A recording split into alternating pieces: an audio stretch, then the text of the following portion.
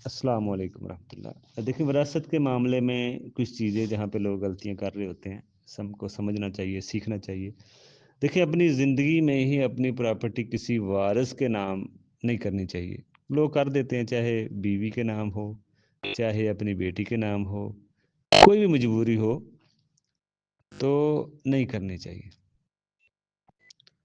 کیونکہ بعد میں اس میں بات آئے گی آگے کہ بہت ساری خرابی ہیں۔ اسی طرح جائیداد کو فوراً جلدی تقسیم ہونی چاہیے، ورنہ اس میں بھی بہت ساری خرابیاں بعد میں بن جاتی ہیں ٹائم پہ جب آپ تقسیم نہیں کرتے۔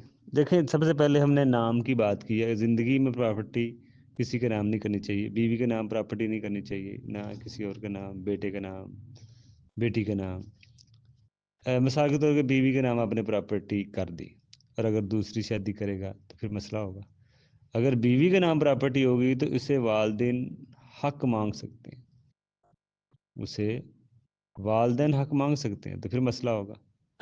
اور بیوی اگر نافرمان ہوگی، اگر بیوی نافرمان ہو سکتی ہے، بیٹے کا نام بھی اگر کر دیتے ہیں آپ، تو بیٹا بھی تو نافرمان ہو سکتا ہے کہ میرے تو نام ہے۔ یہ خرابیاں بنیں گی بعد میں۔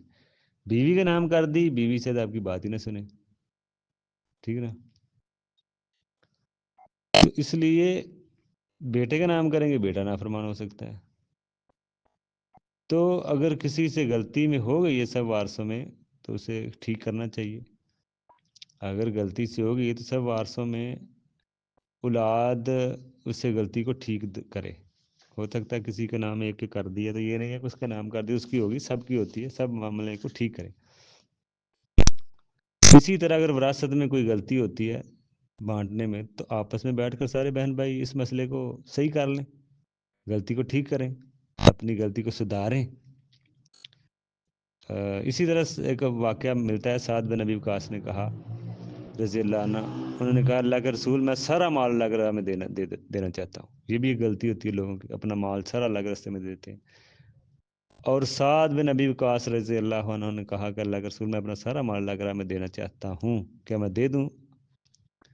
آپ نے کہا اپنی بیٹی کے لیے رکھو، اپنی بیٹی کے لیے رکھو، کیونکہ بعد میں وہ کسی کے آگے ہاتھ نہ پھیلائیں، اپنی اولاد کے لیے بھی رکھیں۔ تو نہیں کر سکتا ہے تم، فرمایا تم کر سکتے ہو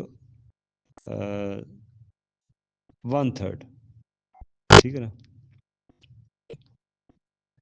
تو اس میں 1/3 کی اجازت ملی کہ آپ اللہ کے راستے میں 1/3 تک مال دے سکتے ہیں، یہ اجازت ہے۔ اس موقع پہ نبی علیہ السلام نے فرمایا کہ آپ 1/3 مال اگر کہیں کو کسی کو دینا چاہو تو وہ دے سکتے